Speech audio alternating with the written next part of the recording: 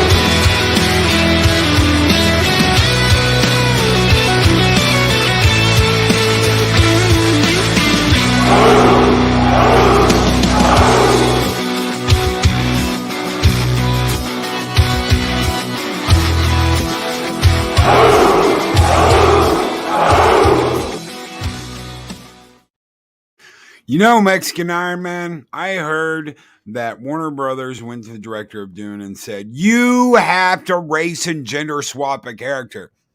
And they took the most insignificant character in this movie and they race and gender swapped them. But they were told, you have to do this. Right. Well, you know why? Oh, please tell me. Well, almost all these studios and corporations now have chief diversity officers. And inclusion, yeah. Like Disney. Yeah, but more and more of them are doing it, and more of them. You know, I had a bit of a revelation last night. I don't know if it's quite a revelation, but everything's driven by money and profit that you see.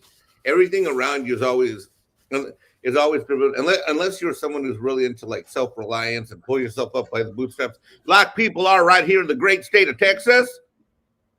The stars are bright and big at night. Deep in the heart of Texas. Sorry. I'm still, ladies and gentlemen, I'm still in Texas here in Houston, Texas. I'm not at Loki. I'm not in Loki's lair, but let's say I'm down by where the Mexicans live, down in the Woodlands area. Yeah. But anyway, so everything's driven by profit. And by that, I mean like this. Look, you had your BLM crap that happened that summer. You know, white folk take a look at that and they're like, okay, we're going to make money off of this. Hence this whole diversity push. That had been going on before, the wokeism, the thing and all this stuff. But yeah, they decided to race up. But notice this. They never, I never see a Mexican get race swapped in, but that's, you know, not that I give a crap because I'm against that kind of crap, but I didn't even know it was until you told me, because I never read the books. I didn't know crap about Dune when we went to see it Saturday night. So you came at this, you, and that's something you told me. You were like, I haven't seen shit. I just want to be a normie. I don't want to know anything, because I had mentioned they just kind of throw you into the deep end of the pool.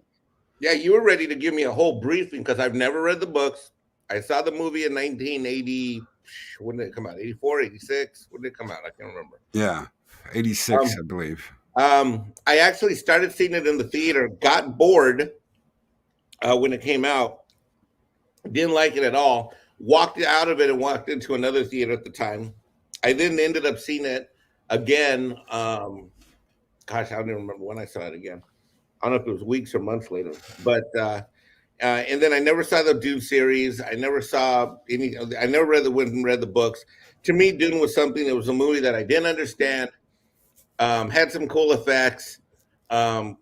Was too weird and different from the sci-fi I was used to, which at the time was Battlestar Galactica and classic Star Trek. Remember when? By the way, when Star Trek Generations came out, I never got into Generations. I was one of those guys that was like, "F Generations, F this new stuff, F this Picard guy. I'm a Shatner guy. This Generations thing can go F itself." It wasn't until years later that I actually watched Generations. So, anyways, Dune came out, and I was like, ugh. And then you wanted to brief me on it on the way to the theater. You're like, okay, here's what's gonna. I'm like, nope, don't tell me. I don't want to know. I don't want to know. Nope. Oh, I did the Valhalla. No, you're no.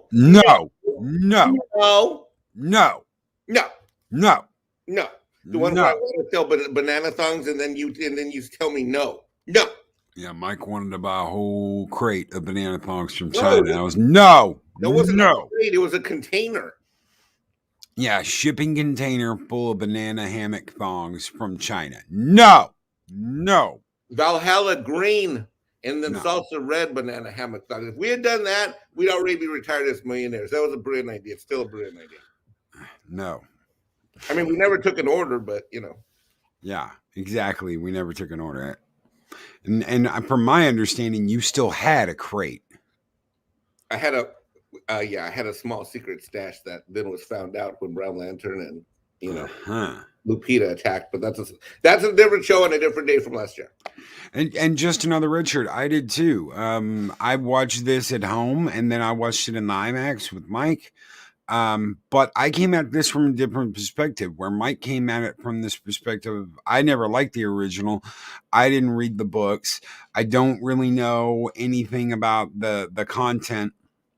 I loved the movie, maybe because I was so young. I thought the sound guns were cool. That was the thing, when I was like 6 years old, I was running around going, "What deep?"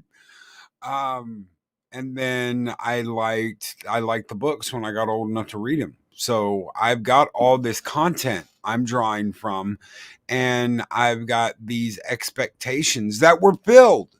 I liked it. I enjoyed it.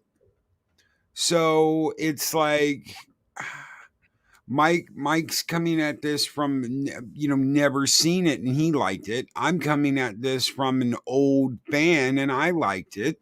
I don't see what's not to like. I've heard some people walk out. I think just another red shirt mentioned that earlier. Said it was Savage, or maybe it was Hawk's Collar Crown. I'm not sure. Hold on, I'm looking for it. I'm trying to find it. That they watched Dune, and someone left in the middle of it, and then went and watched 007. Oh, God. Oh, it was Hawk's Holocron. Yes. Dude, this lady told me she left Dune and immediately bought tickets for 007. Oh, my God. Why would she do that? She must have been. I don't even know what to deal with that information. Like, what kind of person does that? I don't know. Because I look, okay, so that 2 hours, how long was the movie? 2:15, 2:30? Something like that? About that. Bro, I didn't even feel like it just went by. Like it just zoomed by. Like James Bond 007 was a long ass movie, but there were times in that movie where I'm like, oh, what's the next chapter? Oh, and me being a huge Bond guy, like books, I've seen every movie, every previous Bond iteration, like shit, I don't know, 4 to 10 times each, easy. I even like some of the hokey Bonds. Good God, I was even into Daniel Craig for a while. I liked him. I liked him in Casino Royale. I really liked him in Casino Royale. I liked him in everything. I made the decision after Casino Royale. I saw where they were going. I made the decision after Casino Royale. I said, this is a different kind of Bond guy. Because it's not, he was never classic Bond to me. Even in Casino Royale, it was still low to Jason Bourne. Yeah, that's immediately what I saw. Even in the opening where you see all the cards moving and everything, even in that, I was like, I'm totally getting Jason Bourne vibes here. It's like it's Bond born. Bond-born. Yeah, something like that. James Bond. James Bourne, James Bond. I don't know. Right. Really quick, Speaker for the Dead says Dune is the epic sci-fi that has spawned 1,000 more. Absolutely, Speaker. And Psychodorp 9, y'all are making me feel old. I saw Lynch's Dune in college. Nah, that's no reason. Whoa. And Adega's got a message for you. Let me get it. On sale for Christmas. Get your Mexican Ironman banana hammock thongs. All colors, all sizes. And as an added bonus, each has been pre-worn by the Iron Man himself. Only $10 each. Only $10? Are you kidding? If I autograph them and you get the scratch and sniff action, that should be $99.99. Okay, scratch and sniff. Okay, I just made myself sick with my breakfast. Ugh, that was a bad idea. Not on the show, please. No, not on the show. Okay. Sparto, kill me. Purple Valkyrie. The only thing I thought was a little off was the soundtrack, even though I like Hans Zimmer. Let's talk about this. Well, did you talk about the sound already? Let's talk about the sound from a theater aspect, because I tell you what, I liked the score a lot more in theater than I did at home. Oh my God, that is such a brilliant observation, Loki, because we went the opposite. After you saw Dune on HBO Max or wherever you saw it, and then you saw it in the theater. I saw it in the theater. Sunday morning, what happened? You watched it on HBO Max. Yes. And you were like, what the fuck is wrong with this? Yeah, I thought something was wrong with the TV because I wasn't hearing like the sound. Like I knew what I had heard the night before, and it's just all muted and flattened out. Now, I don't know if that's going to be any different when I get back to South Carolina and I get on my surround sound with my 84-inch TVs and all that stuff. But I found the sound. What I'm going to do is I'm going to quote Tom Conkle, who said that it wasn't about a soundtrack, it was about sound design. And by that I mean I felt the sound that you were listening to that wasn't spoken word script, that wasn't from the spoken words from the script. I felt that the sound supported what you were seeing on screen, like it was kind of like. It backed up what you were seeing visually. Yeah. Whereas when you see an actor and they have a scene behind them, we were seeing a movie and the sound was behind that, supporting that in the supporting cast type role. And Big Geek, let's talk with the $5 super chat. Saw Dune on HBO Max. I want to go see this on the big screen. No, Jesse, you need to go see this on the big screen. You have to go see this on the big screen. If you love this movie, you're going to love it twice as much when you go see it on the big screen. I think it is that damn good. This is the movie we have been waiting for, Valhalla. You know why, too? I'm going to make Loki mentioned something when we were together in Dallas, I think it was on Sunday, or maybe it was in the car on Monday. Here's what Loki mentioned, and I thought he was on point. The reason why it matters, I'm going to use an example, because I'm a Snyder guy, right? And I signed up for HBO Max for the Snyder release, right? So I'm also a big fan of BVS, the extended director's cut, all this stuff, Justice League, whatever. The thing is that when I'm on my home and I got my surround sound, I got my 84-inch TV and all that stuff, right? Normally I really don't have a big difference. The reason why this was a big difference was something Loki observed, which is that practical effects matter. This is not a movie that's all CGI. There are a ton of buildings and scenes and sets and ships and practical effects that, when meshed with whatever is the green screen background that they might use, has depth and grandeur. And a lot of times with purely CGI effects, I don't know if it's the pixels, I don't know exactly what it is, but for some reason, that is not such an engulfing, deep experience, a rich experience as I got in this theater with this thing, because there were a ton of practical effects. The explosions felt different. The ships felt different. There was a granularity that came through the film as we're watching it in the theater. And that's in addition to the auditory experience.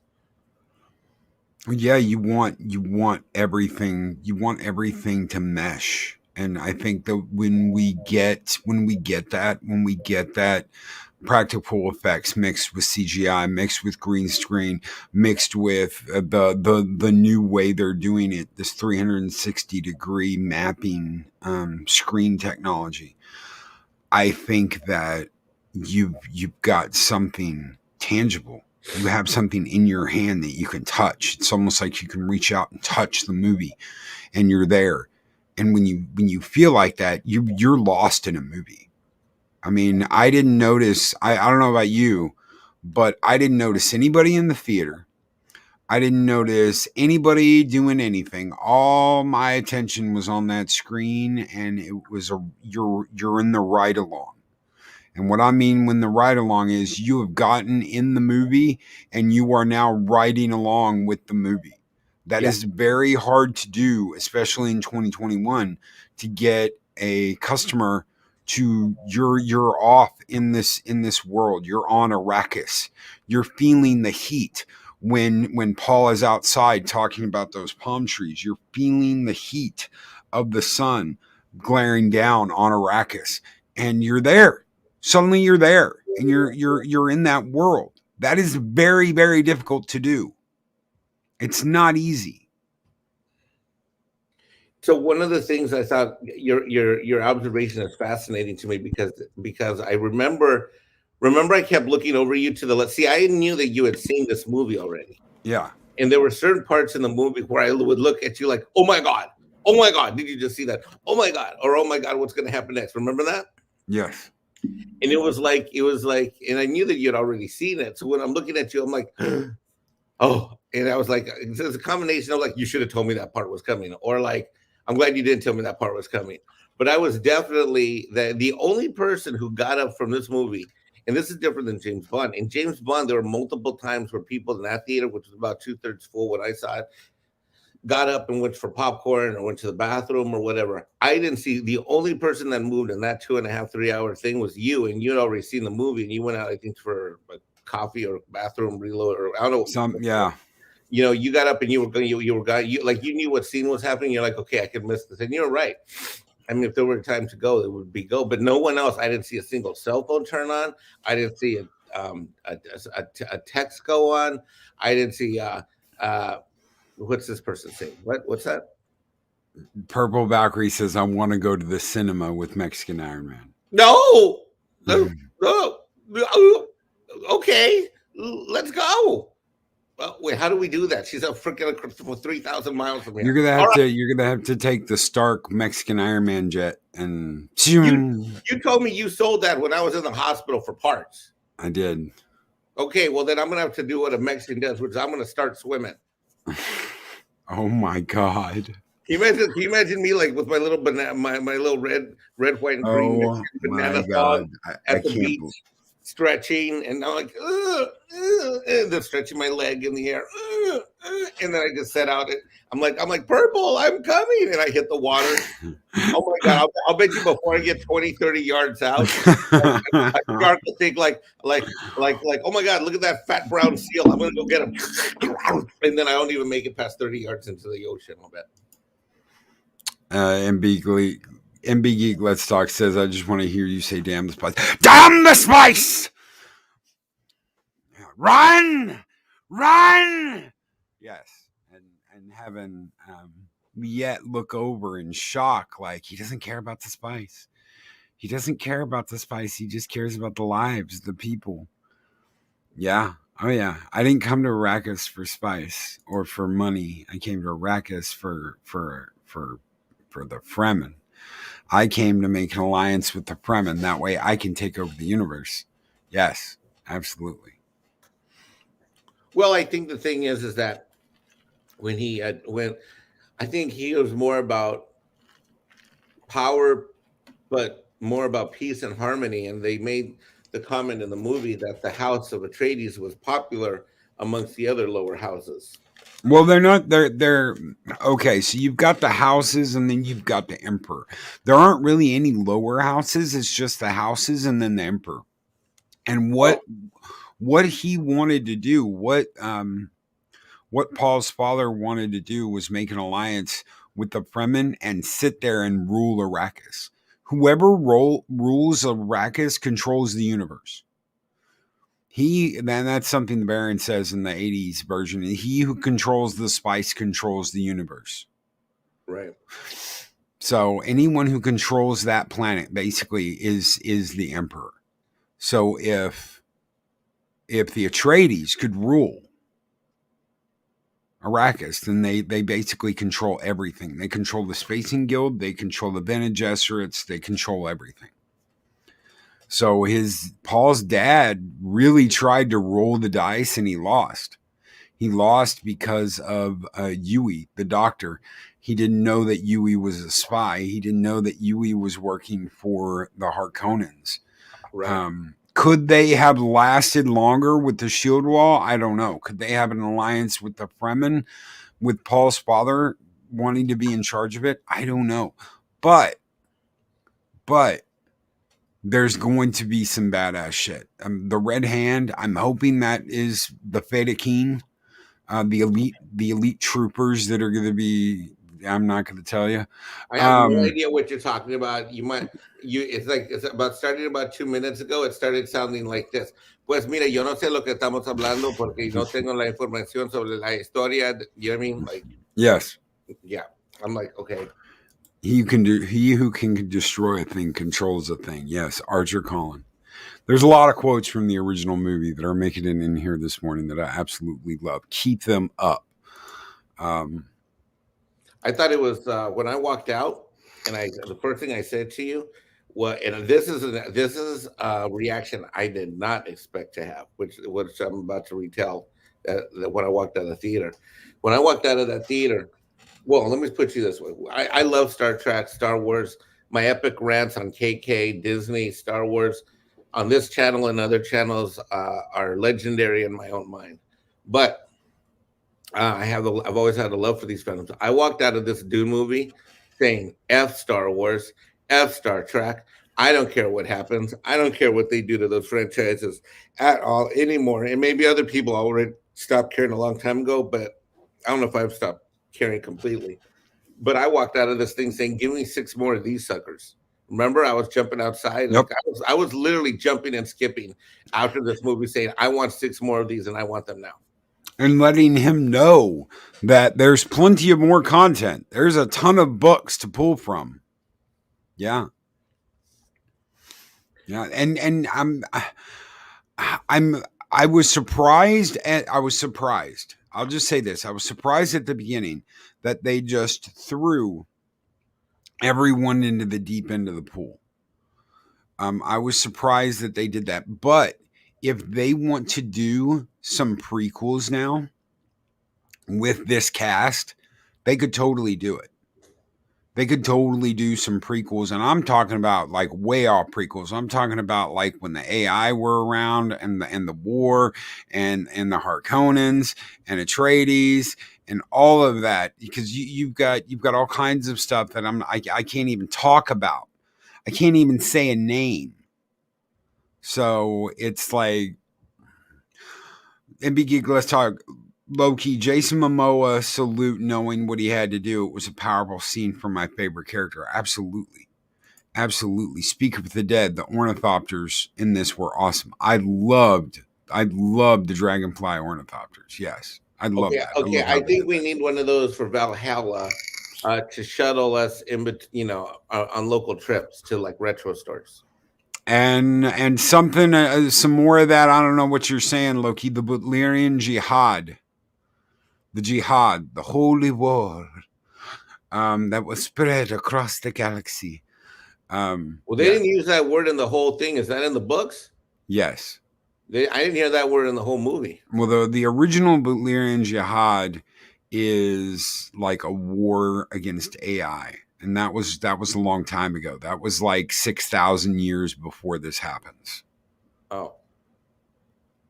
So it's like, 6,000 years before this, there was the Butlerian Jihad, which would put mankind around 4,000 AD. And mankind becomes decadent. And we have AI, we have robots to do all our stuff, and basically all we do is hang out, have fun, and bang. That's it. We just Oh. bang. It's a Mexican Ironman existence. Oh my God. Okay, wait. So what do? We hang out. Wait, what's the first thing we do? We what? We hang out and party and bang, and that's all humankind does. Oh my God. What a noble. These must be known as the noble times. No. No, and they have AI do everything. They have AI build things. They have AI work for them. They have AI take care of their children. It's AI. The AI have to do everything. And well, can the AI get me across the freaking ocean so I can go see Purple Valkyrie and take her to the movies? Can the AI do that? Sure, as long as you have a jet they can fly. I'm sure they can. I need an ornithopter. But you know what? And brings me since you the only thing, and she is a small part of this movie. People are bitching about that. Oh my God, Daniel's only in this 7 minutes. What the fuck? You know what? Number one, she is not attractive. And everyone out there that's like, oh my God, Loki, you're so ist. Which one? Zendaya. Oh God, she was that plays Chani. Number one, she's not attractive. No. And I don't care whether people say, well, she's not supposed to be in this movie. She's supposed to be a warrior. She wasn't attractive in Spider-Man. She hasn't been attractive in anything I've seen her in. I'm sorry, but that's my opinion. Well, she's unattractive. I agree she was a drag on the movie, but I do think you have a very strong anti-Zendaya bias. And which is okay with me because shit, look, if we were in a bar, I wouldn't hit on her. And you know me, I tend to hit on things that are moving targets sometimes. So I wouldn't, and Bright as Day, he wouldn't kick her out of bed. And that's your call. I would, but I wouldn't cast her in a movie. I wouldn't cast her in a movie either. So I would kick her out of bed, and I wouldn't cast her in the movie. So you know what I think is fascinating is that she always has the same look on her face, and she never has. God, yes, and that's there. There is no. Is that me making that up or like? No. Okay, because like I kept looking for like she has the, I'm walking yet probably pissed off but silent look, and then there's the I'm being silent and walking but kind of pissed off look, and then there was the I'm pissed off, but I'm walking and I shall be silent at the same time. I'm like, they're the same looks. That's right. Even when she said the lines to him with the dagger and about that thingy, which you went into that, it's like she brought the whole movie down. Like she took all the climax out of it. Like even if they were the same words acted differently, like there was just nothing to it. Like there was no facial expression, there was no import.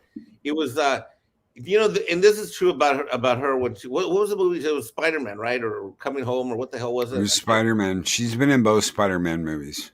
Okay, well, she's been annoying to me, and I think I always saw her in one because I didn't see the other one because I can't stand the new Spider-Man. I don't even remember his name. What's his name? Tom Holland. You know, he's a flying F out of me. And he's also a huge distraction for Iron Man, who should be the time he's spending mentoring that kid, he should be spending finding dates for the weekend. And Ironcaster makes a really good point here. I love Paul in this movie. He never gets to decide for himself who he wants to be until he decides to stay on Arrakis. No, we stay. Yeah. That's true. That is very true.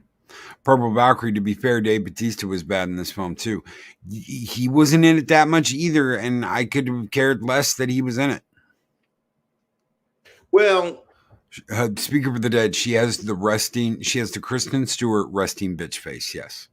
Oh my God, that is it. Yes. Yeah. Yes, chat. Yes. That is exactly it. That's exactly it. So she was a drag. You know, as far as what's his name? David, what's his name? Bautista? Yeah, Dave Bautista. For me, he had the imposing body of and armor of someone that would be a threat. But when he did his little rant of being, you know, how do we let this happen? It felt contrived. It felt insincere. It felt out of nowhere. And maybe that's what you mean by throwing us in the deep pool. I don't know if that's what you mean, but I didn't, I don't know. I've never really liked him on anything in movies, and maybe I have the same Zendaya reaction to him that like you have with him. I mean, I liked him in the first Guardians. In the second, I could really give a shit less whether he was in it or not. But I did like him in the first Guardians of the Galaxy. In the first one, I thought him playing Drax was kind of funny, and he played it up. But then in the second one, you're just like, I don't give a shit. I really don't give a shit. And Geek, let's talk. Says Stellan Skarsgård as Baron Vladimir Harkonnen when he floats in this movie. It's not silly. No, absolutely not. Absolutely not. It gave me chills. That guy was scary and freaky from minute one. Yes, absolutely.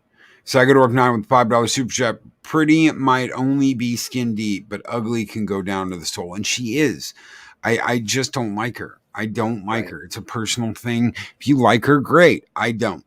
This isn't a piling on contest. I've never met anyone that's a big fan of hers. Like say, oh my God, she was amazing. I laughed, I cried. She was better than the Cats or whatever. Nobody. Now, news was released yesterday, which was that it's been confirmed that Dune 2 is going to happen. Yes, Doom 2 is going to happen. I knew as soon as I saw this that we were going to get a second movie. I knew it. There's just... Yes, they could not do it, but HBO would be the dumbest people on the freaking planet not to, because you have a huge audience right now. This is getting a lot of traction.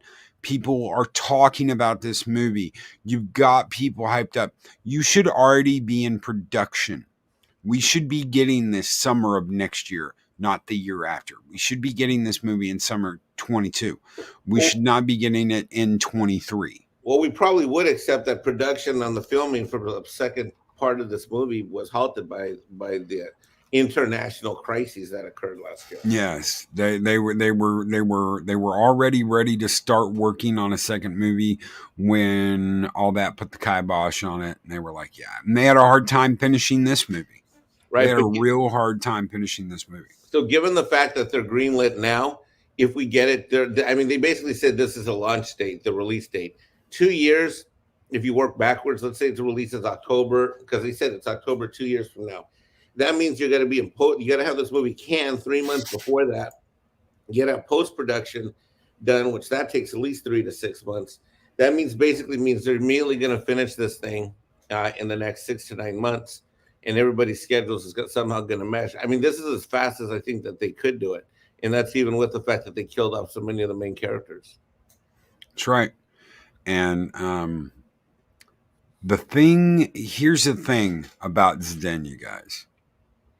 Instead of the way they played it in the book and the way they played it in the original movie, she's got to be an insufferable cunt.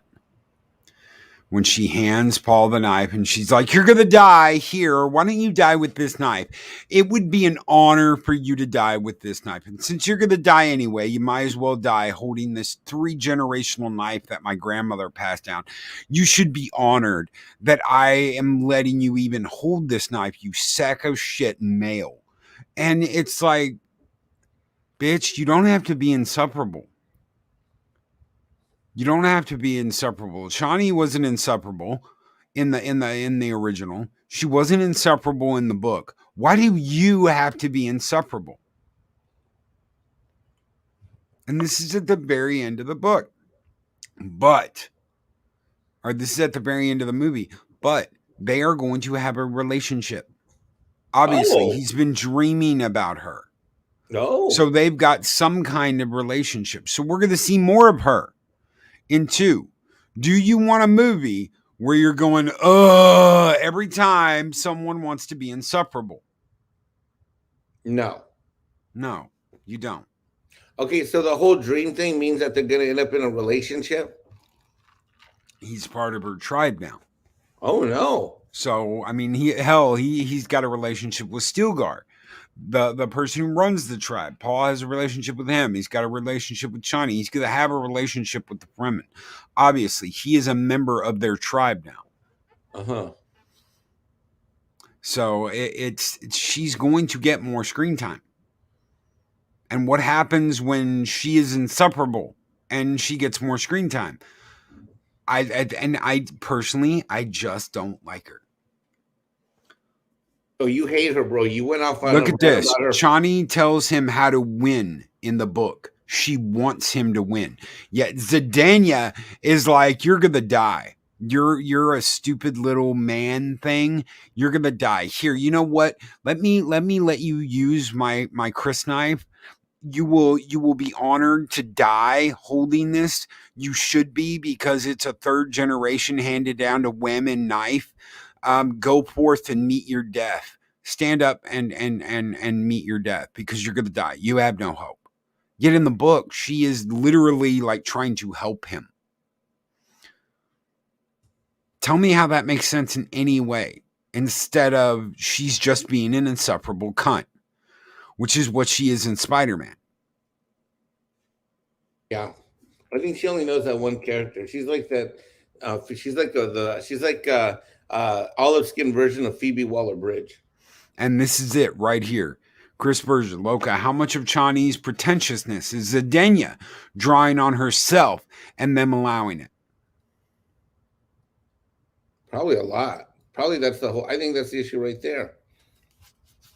And you know what? People can be like, oh, well, it's not that big of a deal. And, oh, Loki, what? She's only in it like 5 minutes at the very end of the movie. And you're talking about this because she is going to be a substantial part of the next movie. So wait a minute. You have all that to look forward to now. Yeah. About her, about the dream of her becoming a reality. Mexican Ironman with the $5. Why did you do that? You could have just said that. I'm super chatting myself. Dreams become reality. Question: does this mean my dreams of purple will lead to giggity giggity? Well, she did say thank you, Mexican Ironman. That's because she's a wrench. She has to say thank you. And hold on to your dreams. Hold on to your dreams. Chris Berger says, hold on to your dreams. Okay, because that's about all I have to hold on to right there, huh? I like just another wrencher. Look what he says to me. Make sure not everybody needs a dream, amigo. Yeah. Snorta Poopus Cuber, Anakin, I don't like sand. It's coarse and rough and irritating and gets everywhere. Sandworm, hold my beer. That's right. Dave G. Sound, she's a method actor. The insufferable cunt method. Many Hollywood actresses utilize this method. Oh, my God. I just. You better watch out, Loki. If you use those words, your video might not be suitable for advertising revenue. Oh, I'm sure it won't be. Every morning, that same fight. And every morning, yeah. So someone's already pushed a button and been like, I hate him. Demonetized. Fuck you. I could really give a shit less. Go ahead and demonetize me. You'll just make me more powerful than I can possibly imagine. Exactly. And by the way, victory is fleeting everywhere except Valhalla, for the record.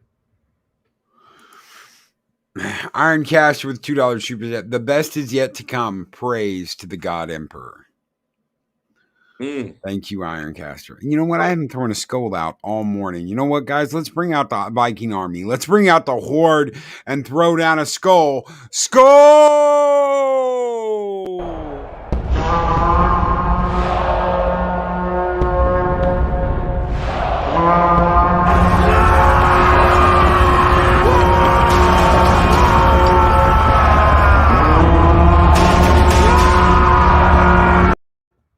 And just after that, MB Geek Let's Talk throws out a $5 super chat. Underestimate Paul to your own detriment.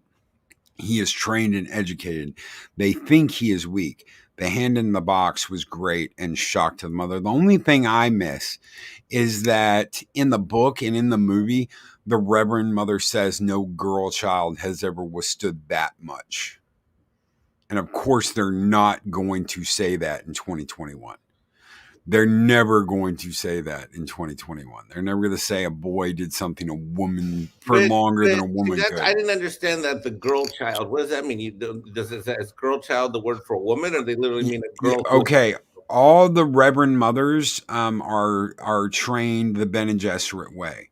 Okay, Paul's been trained the Bene Gesserit way. So Paul's been trained like the witches. That's why he can do the voice and all that shit. All the women have to do that test when they're girls. So when she says no girl child, she is saying no kid, no female child has ever withstood that much pain, as much pain as you. And that's something he can do that they can't. He can look into the darkness, into the veil, and see things they can't see because they're afraid to look.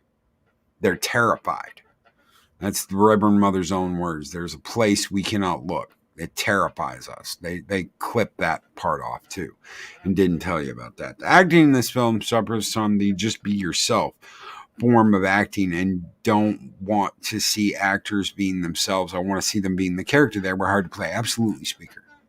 I don't want to see Zedenya being Zedenya. And I think that she gets away with it because the CUNT community thinks it's cute. Yeah, probably. So like no woman okay, so that I can understand this being a Dune normally, that would be like no smoking hot chick at a bar could ever survive the advances of Mexican Ironman. No, it's not like no, that. not the same thing. No, not the same threshold. No. Oh, all right, not the same mystical test. It's like being tortured. No woman, and saying no woman could last as long as a man could last being tortured. Well, sometimes Mexican Ironman hits on the ladies at the bar. Some of them feel like it's torture. Oh, I bet they say it's torture all the time, and not the good kind of torture where you're in the corner getting whipped, going giggity, giggity, giggity, but the bad kind of torture where you're like, "What the hell is wrong with you? Get the hell away from me."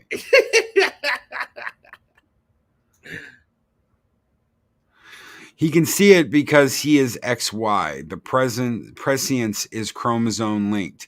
Since he has both X and Y, he can do go where they cannot. The Deganos. Yeah. There you go.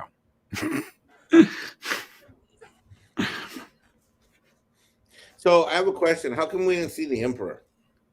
I don't know. I mean, I remember in the first movie, the Emperor was all over the first movie. He was right at the beginning of the movie, and right at the end too, wasn't he? I mean, yep. From what I remember, why not put the Emperor in there? This goes on longer. The original movie was like compressed.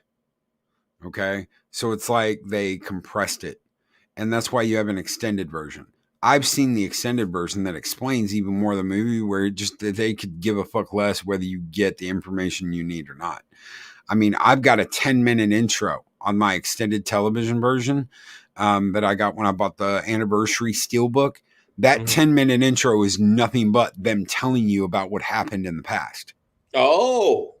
It literally tells you about each house. It tells you about the Emperor. It tells you about what happened in like the year 4000 with the AI and how people had to fight for their freedom, and how basically you see this picture with human beings fighting AI, and one of them is literally carrying like a cross on his shoulder, like Jesus did when he dragged it to be crucified.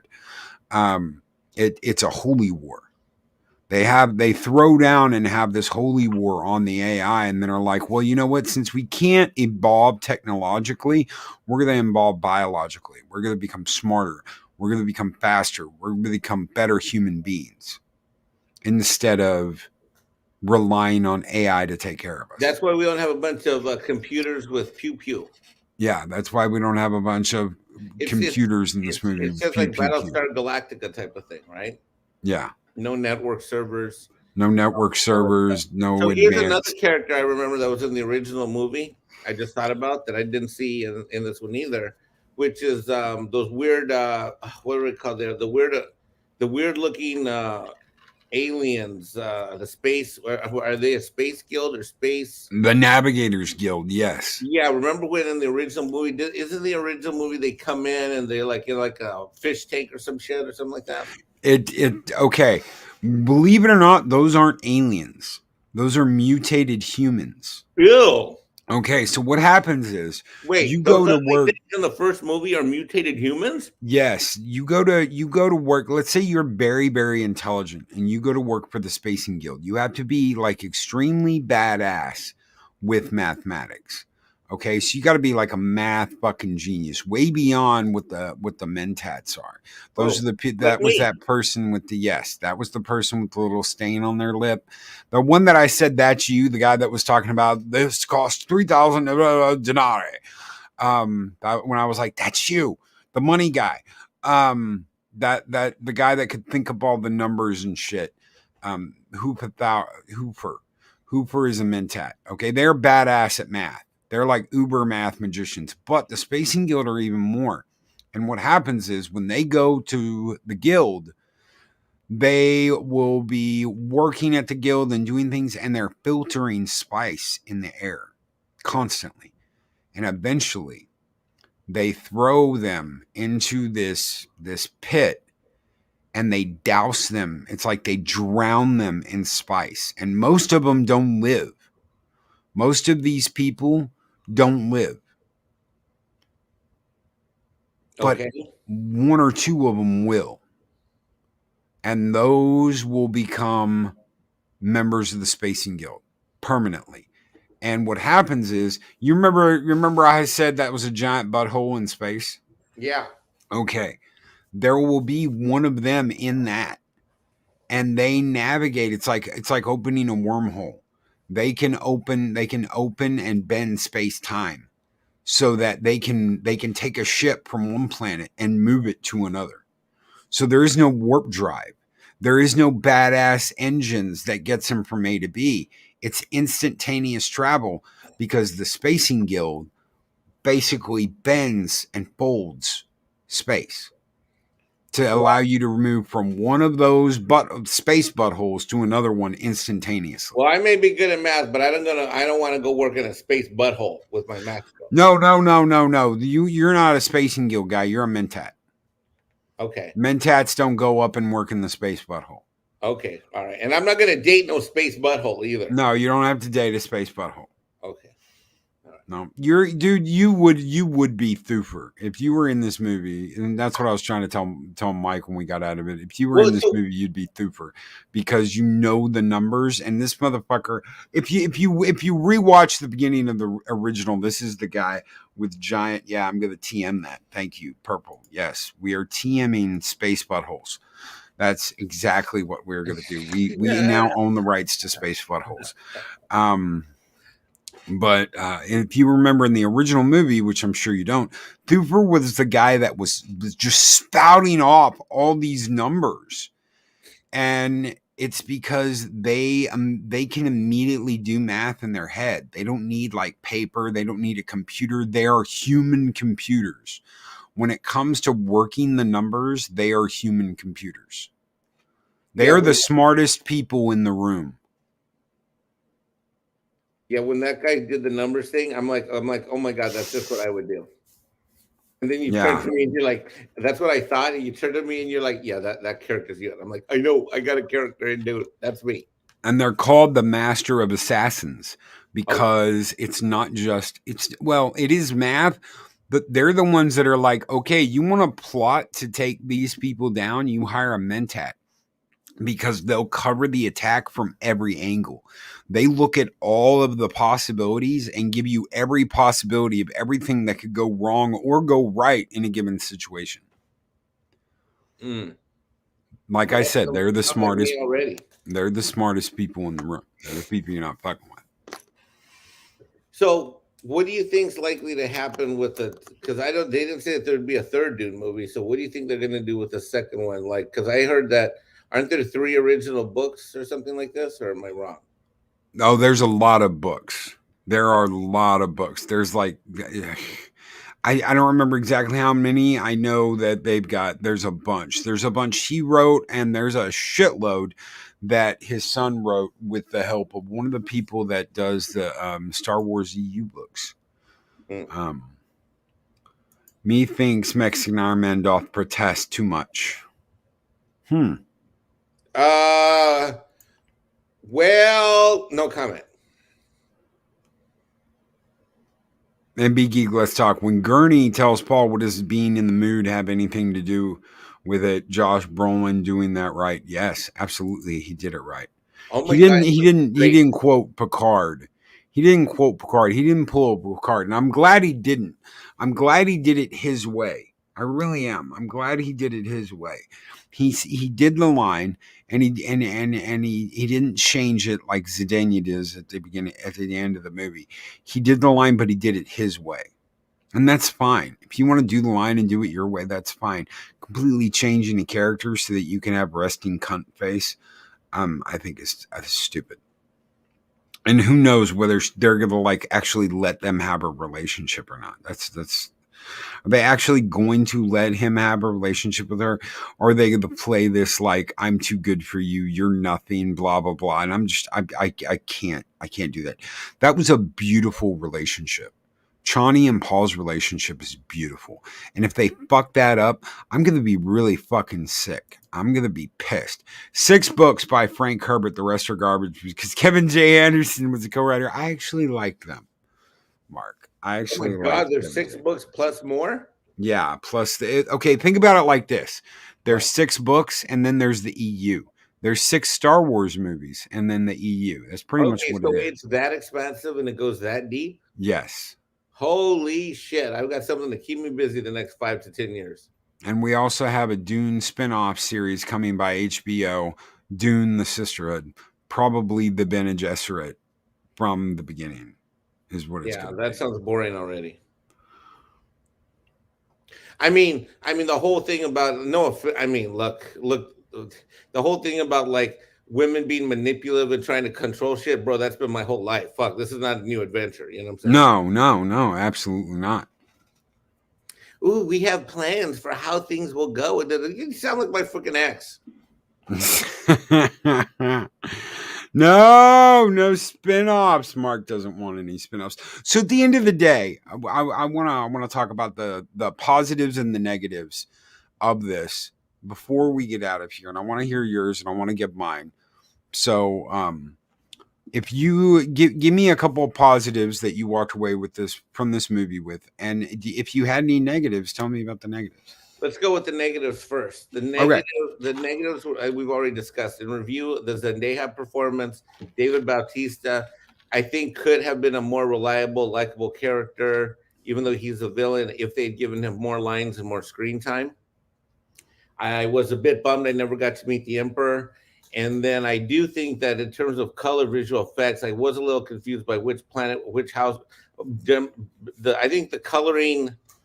we should have been between House Harkonnen and House Atreides. Could have been a little bit more dramatic and stark in difference. Well, it's supposed to be. It's supposed to be. The Atreides are supposed to be like a gray and blue, and the Harkonnens are supposed to be black and red. And you're right; they do not convey that at all. Okay, because I distinctly remember that from the first movie. Like when I think of scenes in my head, I distinctly remember that, and I don't remember seeing that really in this movie. Now let's do with the positives. I have not been I have started going to the movies again now let's see. The first one I went to see was The Purge, I think, or The Green Knight. One of those 2 movies was my first movie this year, and have been going almost weekly. I've only missed, I think, 1 week ever since then. And this was phenomenal. It's my favorite movie of the year. I can't see anything surpassing that. And I'm so happy that I saw it on the big screen. And there is something I'm pissed off about. I am pissed off that this movie wasn't released 6 weeks ago like it was worldwide. And only on theater, agreed. And it should have been only on theaters. The fact that I had the option to do it on HBO Max and the fact that I even had to have that debate with myself made me less enthused to see the movie. I basically begrudgingly watched this movie because my excitement for this movie was 6 weeks ago when it got a worldwide release, and I thought I was going to get it.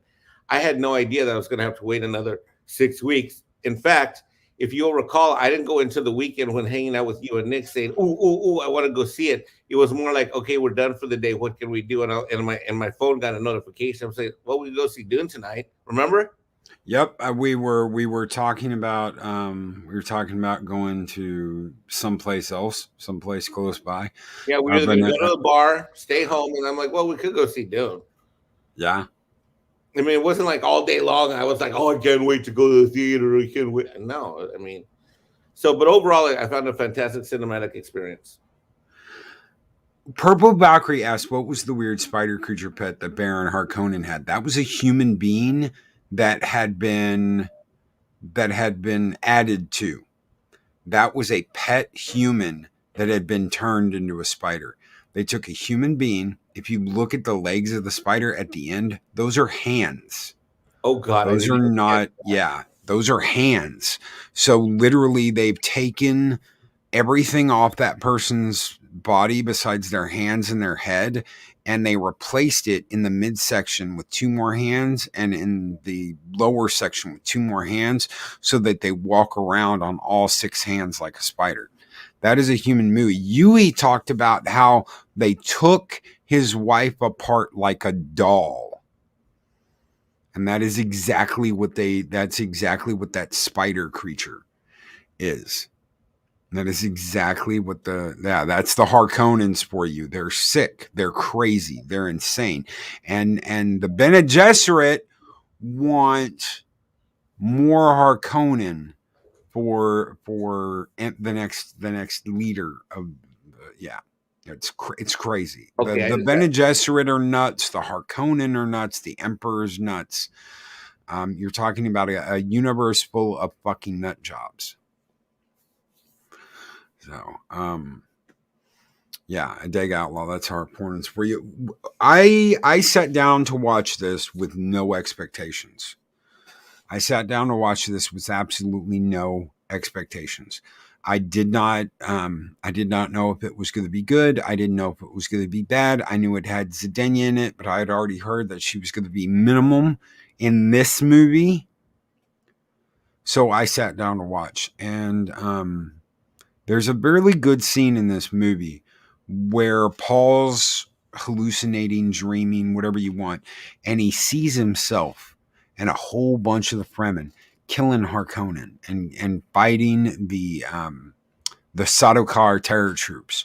And you see his mask open up, and it's Paul. It's Paul in this badass suit, whirling around, twirling his blades, fighting the Sardaukar terror troops. That is what this movie could be, this next movie. You've got a wonderful beginning. Don't fuck it up, HBO. You've got our attention. We are watching. We are willing to open our wallets and give you money, but you have to want that money. And if you don't want that money, if you're gonna pull we're gonna make Zendaya the main point in the next movie, and we're gonna go all girl power again on you, when that's not what the story is, then we won't watch. It's that simple. We'll close our wallets and we'll walk away and go, well, there goes another one. There goes another, thanks. Don't fuck it up, HBO. You pushed for your diversity inclusion. You got your diversity and inclusion in the first movie. Be happy and tell the fucking story, because that's what we're all here for. We are here to find out about Paul Atreides. We're here to find out about his mother. We're here to find out about Chani. We're here to find out about the Harkonnens. We're here to find out about Arrakis. Don't screw it up and make it all about one thing, because that's what's killing. That's what is killing IPs. Yeah. You made Star Wars all about Rey, and look what happened. Yeah. You made Star Trek all about a piece of fucking wood, a plank of fucking wood, and look what happened. Yep. Can I say amen right now, or is not the time? Like, I feel like I'm at a Negro. I feel like I used to go to this black church in Washington, D.C., and then when the pastor would get on fire, they would be like, amen, amen. And then the music would start with the tambourines, and I'm like, preach, Pastor Loki, preach, amen. Irony will set in when all the SJWs find out Jessica and Chani are concubines. Well, you already know, because he already said that Paul's father already said, Leto already said, I should have married you. I should have married you. Yeah. So he never married his wife. She's his concubine. They don't really make that clear, and that's something I didn't even think of. They didn't make that clear. So, do I have hope that the next Dune movie is going to be great? I do. Just limit Zendaya and her cuntiness, please, for the sake of everyone that walks into that movie. Everyone does not love her. She is not the like eternally loves Zendaya that's going to look at you in the same and give you the same look she's given in every other movie. That annoyed, I don't want to be here look. I'm a total bitch and I don't want to be here. Just leave that off of there and we'll be great. Leave that out. Leave that part out. Leave that for the extended cut. Okay? And I just won't buy the extended cut of the middle movie. Leave her alone. Let her be Chani, or don't use her. Replace her, for God's sakes. Anyway, that's my view. That's Mike's view. Thank you for being here, Mexican Ironman. I know you're busy, and I know you've got a big day planned. Oh my God, thank you for having me. And before we sign off, I just want to say that without getting into any details, I want to thank everyone in Valhalla and all related parties for their amazing support over recent internet situation. And I am humbled yet again by the lack of loyalty and love that this community extends to one another, and this time again to me specifically. And my thanks to you, my brother Loki, for lo, there is no better brother any man could have on this planet, by blood, by birth, or by chosen, or by choice. There's no finer brother that a man could have than Loki, and there's no finer community of men and women that I can call brothers and sisters than Valhalla and all related parties to Valhalla. So thank you all. And thank you for being you, brother. We stand with Mexican Ironman, and we will always stand with Mexican Ironman. Guys, we're gonna have a special. We're gonna have a special stream tomorrow at 2 p.m. I got talked into coming on for my birthday. I'm sent out some invites.